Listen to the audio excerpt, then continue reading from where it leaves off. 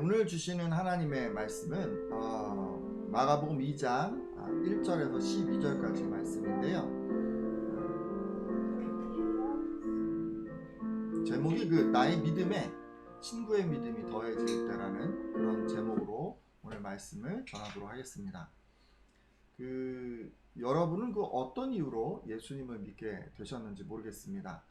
사람마다 신앙을 갖는 이유가 참 여러 가지가 있는 것 같습니다. 어떤 분은 마음의 평안을 누리기 위해서 신앙을 갖는다고 하십니다.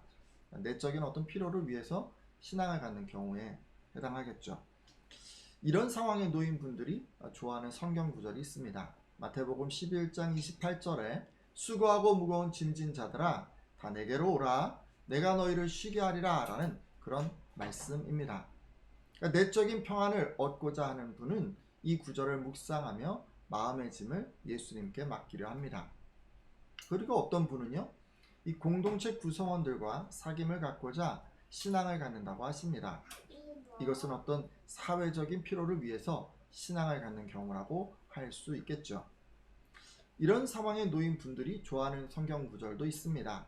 고린도전서 12장 27절에 너희는 그리스도의 몸이요 지체의 각 부분이라 라는 그런 말씀입니다.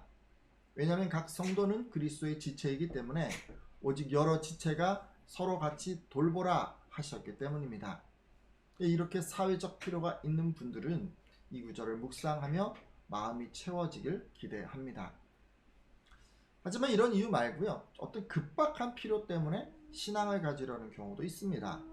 바로 자신이 해결할 수 없는 인생의 문제를 만나는 경우입니다.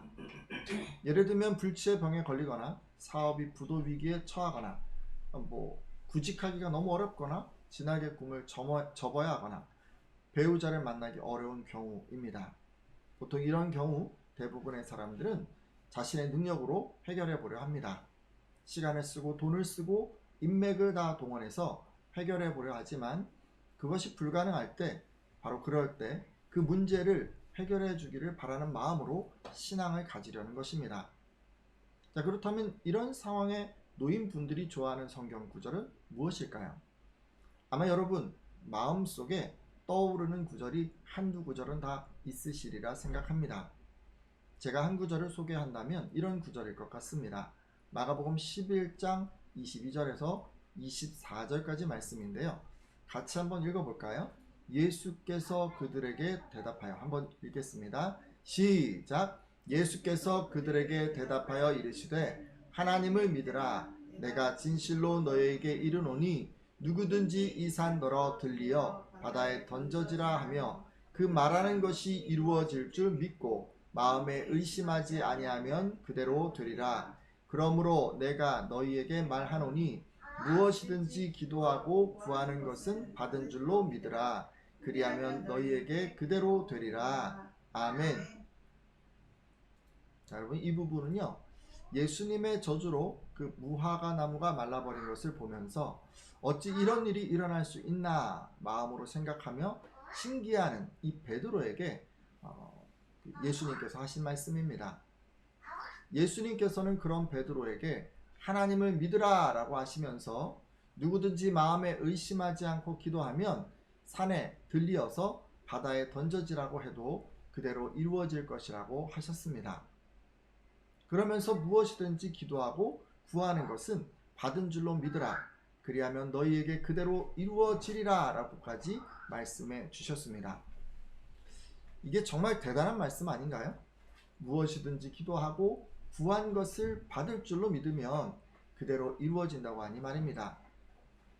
오늘 함께한 분들은 이 말씀을 꼭 마음에 담으시길 바랍니다.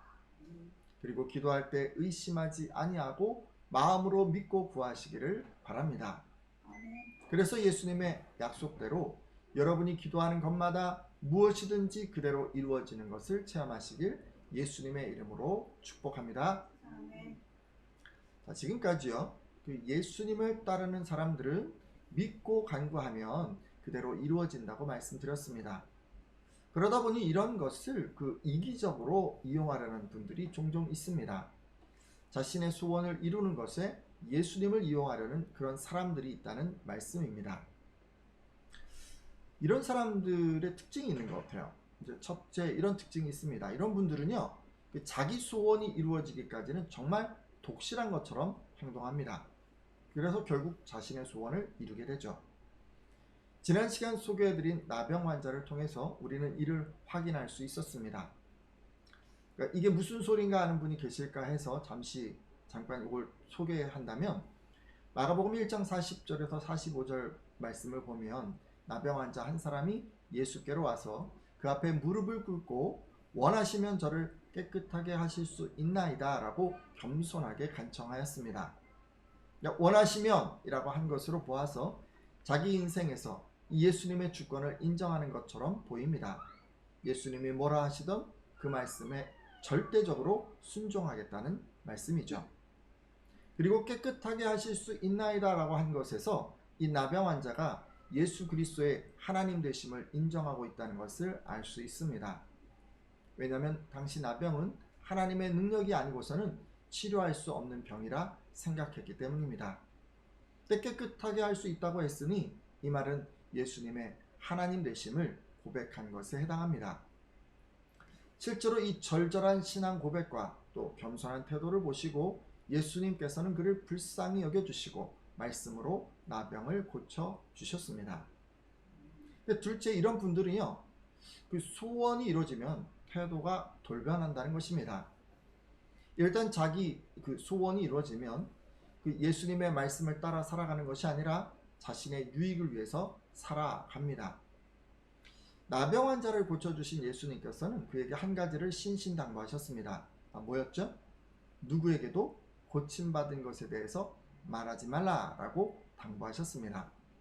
이것은 예수 그리스도가 자신의 나병을 고쳐주셨다는 사실을 숨기라는 말씀입니다. 하지만 치유받은 나병 환자는 예수님의 말씀에 순종하지 않았습니다. 오히려 자신이 예수님을 통해서 치유받았다는 것을 큰 소리로 전하고 다녔습니다. 모르긴 해도 이 예수님의 능력으로 자신의 병이 나은 것을 자랑하고 싶었던 것 같습니다. 그래서 그는 기도를 통해 이 기적을 체험했음에도 예수님의 말씀을 따르지 않았습니다. 그러니까 소원이 이루어지니까 태도가 바뀌어버린 것입니다. 세상 사람들이 이런 행동을 하는 사람들을 먹튀라고 부르기도 합니다. 그러니까 자신의 이익만을 챙기고 빠지는 사람이라는 의미죠. 근데 우리 안에도 이와 같은 분들이 종종 있는 것 같습니다. 기도를 통해서 하나님의 능력을 체험했지만, 기적을 체험했지만, 문제가 해결되었지만 그 후로는 말씀대로 살지 않는 그런 분들 말입니다. 그렇다면 어떻게 하면 이런 분들이 생기는 것을 좀 방지할 수 있을까요? 그리고 우리는 어떻게 하면 문제 해결을 받은 후에도 이 초심을 잃지 않고 예수님을 잘 따를 수 있을까요? 이게 참 쉽지 않은 문제인 것 같습니다. 그래서 오늘은요, 기도를 통해서 문제를 해결받고도 더 큰 신앙으로 나아가려면 무엇이 중요한지를 좀 살펴보려고 합니다. 자, 잠시요. 제가 이제 중풍병자가 치유받은 사건을 소개하려고 하는데요. 나병 환자 사건이 있은 이후로 며칠 후 예수님께서는 다시 가버나움에 돌아오셨습니다. 예수님이 집에 계신다라는 소문이 퍼지자 많은 사람들이 모여들었고, 얼마나 많은 사람들이 모였든지 문 앞까지 꽉 차서 발들여 놓을 틈도 없을 정도였습니다. 근데 그렇게 숨쉬기도 힘든 이 밀집된 공간에서 예수님께서는 하나님의 말씀을 전하셨습니다. 바로 이때 네 사람이 한 중풍병자를 메고 예수님께 왔습니다. 하지만 지금 사람들이 너무 많은 거예요. 그래서 도저히 그를 예수님 앞으로 데려갈 수가 없었습니다. 그래서 그 사람들은 예수님께서 계신 그 집에 지붕을 뜯어내고 중풍병자가 누워있는 그 들것을 달아서 내렸습니다. 그래서 생각해 보세요. 제가 지난 시간 그랬지 않습니까? 예수님께서 가장 중요하게 생각하시는 것은 병을 고치는 사역이 아니라 말씀 전하는 것이라고 제가 말씀드렸습니다. 근데 그것을 감안해 본다면 이 사람들이 지금 예수님의 그 말씀 선포를 방해하는 것이기 때문에 역정을 내셨을 것 같은데, 예수님께서 어떻게 하셨는지 말씀을 통해서 확인해 보겠습니다. 마가복음 2장 5절 말씀인데요. 자, 예수께서 그들의 믿음을 보시고 함께 읽도록 하겠습니다. 시작! 예수께서 그들의 믿음을 보시고 중풍병자에게 이르시되 작은 자야 내 죄 사함을 받았느니라 하시니. 아멘. 자, 예수님께서 어떻게 하셨습니까? 역정을 내셨습니까? 아니죠. 말씀 선포를 이들이 방해했음에도 예수님께서는 오히려 그들의 믿음을 보시고 이 중풍병자에게 얘야 내 죄가 용서를 받았다라고 그렇게 말씀해 주셨습니다. 그리고 마가복음 2장 11절에서 12절 상반절까지도 지금 한번 같이 보도록 하겠습니다. 내가 내게 이르노니 라는 말씀인데요. 같이 한번 읽어보겠습니다. 시작. 내가 내게 이르노니 일어나 내 상을 가지고 집으로 가라 하시니 그가 일어나 곧 상을 가지고 모든 사람 앞에서 나가거늘. 아멘. 그리고 예수님께서는 말씀으로 중풍병자를 일으키셨습니다. 그러니까 죄만 용서해 주신 것이 아니라 그의 중풍병도 말끔히 치료해 주신 것입니다. 할렐루야. 자, 여러분, 근데요, 보니까 앞서 소개해드렸던 그 나병 환자와는 달리 이 중풍병자는 병만 치유된 것이 아니라 죄사함도 받았습니다. 그러니까 우리 같으면 어떤 거냐면요, 기도해서 문제만 해결된 것이 아니라 그의 영혼도 구원받았다는 말씀입니다. 그러니까 바꿔 말하자면 나병 환자는 지금 어떻게 했습니까? 문제 해결 받자마자 예수님의 가르침을 버리고 떠나버렸는데, 이 중풍병자는 문제 해결을 받은 후에도 더 큰 신앙으로 나아간 것으로 보입니다. 자, 그럼 어떻게 이럴 수 있었을까요? 어떻게 이 중풍병자는 문제가 해결된 후에도 예수님을 잘 따를 수 있었을까요? 그것을 알 수만 있다면 이 문제 해결을 위한 이기적인 신앙이 아니라 영혼 구원에 이르는 그 신앙으로 나아갈 수 있을 텐데 말입니다. 자, 그래서요, 이 두 환자들의 그 모습을 보면서 차이점이 있는데 그 두 가지 정도를 제가 오늘 말씀드리려고 합니다. 첫째는 믿음의 여부입니다. 어떤 여부라고요? 믿음의 여부. 그러니까 믿음이 있느냐 없느냐의 여부가 이 두 사람의 차이를 확연하게 갈라놓았습니다. 여러분, 나병 환자는 그랬어요. 가장된 믿음으로 예수님의 마음을 사고자 했습니다. 그는 원하시면 저를 깨끗하게 하실 수 있나이다 라고 겸손하게 간청하였습니다. 그는 이 말을 통해서 예수님은 하나님의 아들이시기에 그의 말씀에 절대 순종하겠다는 것을 표현했습니다. 그러니까 예수님 앞에서 말로 할 수 있는 최고의 믿음을 표현한 것입니다. 하지만 나병의 치료 후에 예수님의 말씀에 불순종한 것으로 보아서 그가 고백했던 이 믿음은 가짜였음이 드러났습니다. 반면에 중풍병자를 보면 아무 말도 하지 않았습니다. 다만 중풍병자는 자신이 가지고 있던 그 믿음을 행동으로 보여주었습니다. 자, 어떻게 보여주었습니까? 여러분 한번 생각해 보세요. 정말 창피했을 것 같지 않습니까? 이 사람은 자기가 직접 예수님께로 갈 수가 없었어요. 그래서 네 사람이 이 들것에 이 중풍병자를 앉게 하고 이렇게 등에 들쳐 업고 이렇게 이제 들고 간 거예요.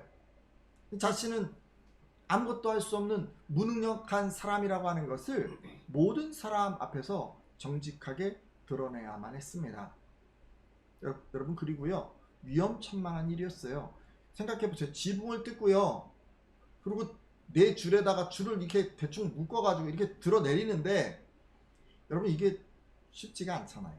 지붕을 뜯는 것도 그렇고 거기에 매달려서 내가 몸을 맡기고 그 네 사람의 손에 내 몸을 맡기고 그 공중에 달려서 내려간다는 것. 근데 여러분, 이런 행동을 통해서 그는 자신 안에 있는 간절함을 예수님께 표현했습니다. 여러분, 중풍병자의 믿음은요, 말로 표현하는 믿음이 아니었어요. 창피함도 있었고 위험함도 있었어요. 근데 그것을 다 무릅쓰고 예수님께 나아가는 믿음이었던 것입니다. 그러자 예수님은 그런 중풍병자에게 죄사함과 병고침이 임했음을 선포해 주셨습니다. 여러분, 이로 보아서요, 문제 해결만 하고 끝나는 신앙이 아니라 영혼 구원에 이르는 신앙이 되려면 창피함과 위험에도 굴하지 않고 예수께로 나가는 믿음이어야 함을 알 수 있습니다. 오늘 함께한 예배자들도 이런 중풍병자의 신앙이길 축복합니다.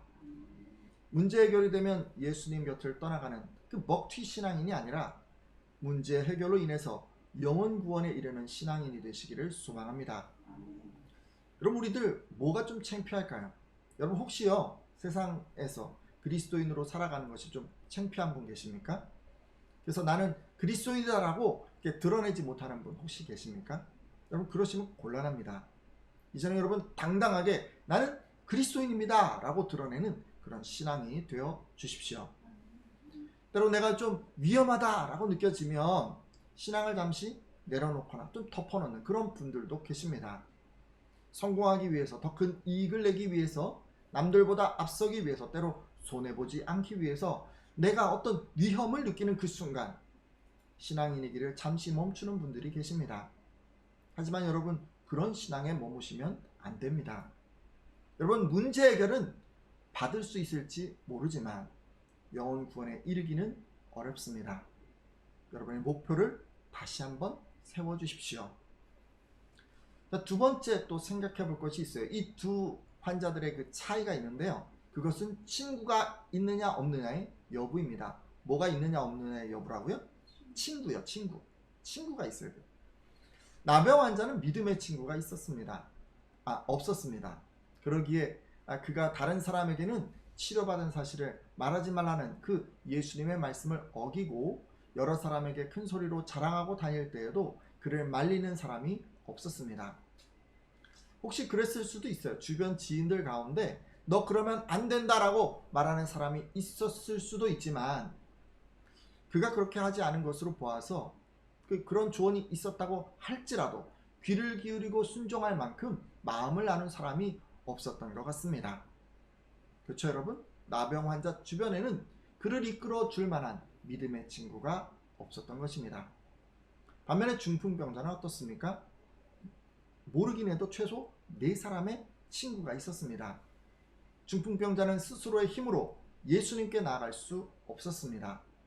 하지만 그의 주변 사람들이, 특히 4사람의 믿음의 친구가 그를 예수님께 데리고 갔습니다.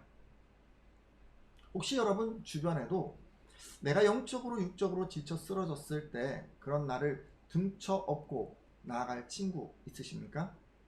곤고한 마음이나 병든 육신으로 기도도 말씀 묵상도 도통할 수 없는 여러분을 대신해서 전심으로 기도해주고 말씀대로 살 수 있게 신앙적 조언을 아끼지 않는 친구 말입니다.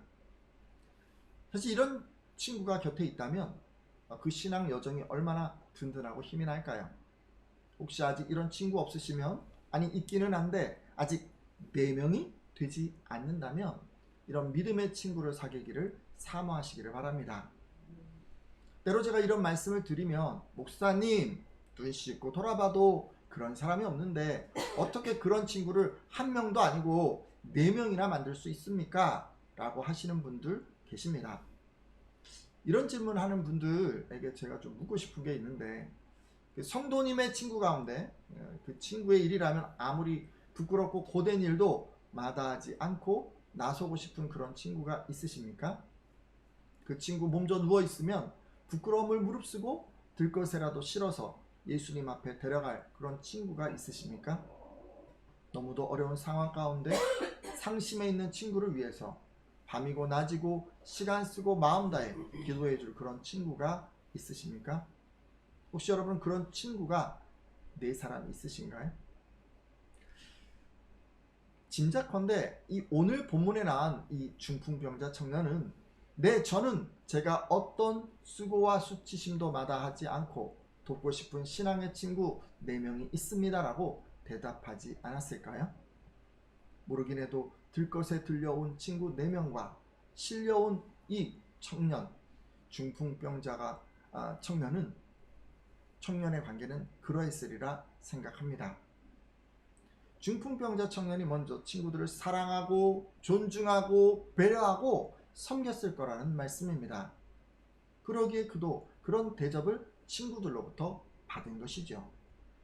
따라서 먼저 여러분도 자신이 원하는 만큼 남에게 베푸는 사람이 되어 주십시오. 지금까지 친구의 한정에서 제가 말씀드렸지만 이런 원리는 여러분이 갖는 모든 관계에 적용될 수 있습니다. 여러분에게 신앙 안에서 선배나 후배, 멘토나 제자 등 소중한 관계가 있다면 여러분이 먼저 받고 싶은 만큼 베푸는 사람이 되어 주십시오. 어떤 관계든 상관이 없습니다. 신앙으로 아낌없이 돕고 응원해주는 사람 4명을 만드는 것이 중요합니다. 이렇게 또 말씀드리면 먼저 베푸니까 돌아오는 건 배신뿐이고 여러분을 이용해 먹는 사람뿐입니다 라고 그렇게 말씀하시는 분이 계실 수도 있습니다. 사실 여러분 그런 사람들 간혹 우리 주변에 있습니다. 만약 상대방이 그런 사람이라는 것을 알게 된다면 여러분 그만하셔도 좋습니다. 다만 그렇더라도 이 방법에 회의는 품지 말아 주십시오. 포기하지 말고 그 한 사람 만난 것, 그 2사람 만난 걸로 자꾸 뭐 이 방법이 아닌 것 같아 라고 생각하시지 마시고 그렇지 않은 다른 사람들에게 자신이 받기 원하는 것을 먼저 행하십시오. 그것이 믿음의 친구를 만나는 비결입니다. 또 간혹 저는 좀 빨리 만나고 싶어요 말씀하시는 마음이 급한 분들도 계실 수 있습니다. 여러분이 그런 사람이 되고 주변의 가치와 신앙이 비슷한 사람이 모이기까지 시간이 좀 걸릴 수 있습니다. 여러분 빨리 만나고 싶으면요 찾아 나서는 것도 좋지만 먼저 그런 사람이 되고자 애쓰십시오. 이것에 우선순위를 두십시오. 그래서 여러분 혼자만 찾아 나서지 말고 그 상대방이 여러분을 찾을 수 있게 만들어 주십시오. 그것이 빠른 방법입니다. 여러분 낙심하지 아니하고 포기하지 아니하면 때가 이름에 반드시 만나게 될 것으로 믿습니다. 이제 말씀을 맺으려고 하는데요. 지금까지 문제만 해결받으면 언제 그랬냐는 듯이 예수님을 등지는 사람은 구원에 이를 수 없고 세상 속에서 부끄러움도 위험도 감수하고 예수님께 나오는 사람이 문제 해결과 함께 영혼 구원에 이를 수 있다고 말씀드렸습니다. 혹시 함께한 예배자 가운데 위험할 때나 부끄러울 때 신앙인의 길 숨겨왔던 분들은 이 시간 돌이켜주시고 앞으로는 그럼에도 불구하고 당당하게 예수님께 더 나아가겠다고 결단해 주십시오. 그리고 그간 믿음의 친구 또 믿음의 관계를 만드는 것에 소홀했던 분들은 돌이켜주시고 이후로는 그런 관계를 만들기 위해서 내가 먼저 4명 이상의 사람들에게 믿음의 친구가 되어주겠다라고 이렇게 한번 결단해 주십시오. 이렇게 기도하는 분들마다 예수님께 기도할 때 칭찬받고 또 응답받는 믿음의 사람이 되리라 확신합니다.